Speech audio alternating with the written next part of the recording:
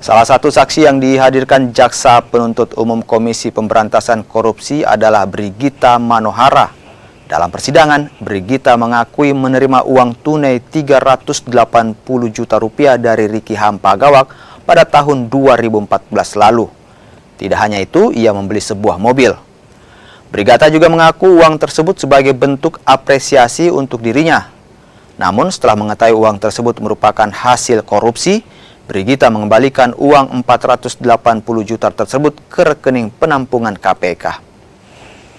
Saya tidak sampaikan begitu ya Bapak, saya hanya sampaikan beliau mengapresiasi profesi saya.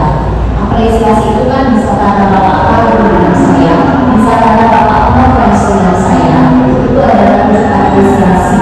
Dan disitu memang saya tidak sampaikan, sekali lagi saya tidak sampaikan bahwa saya bekerja secara spesifik dengan kontrak dengan Kabupaten Manggarai.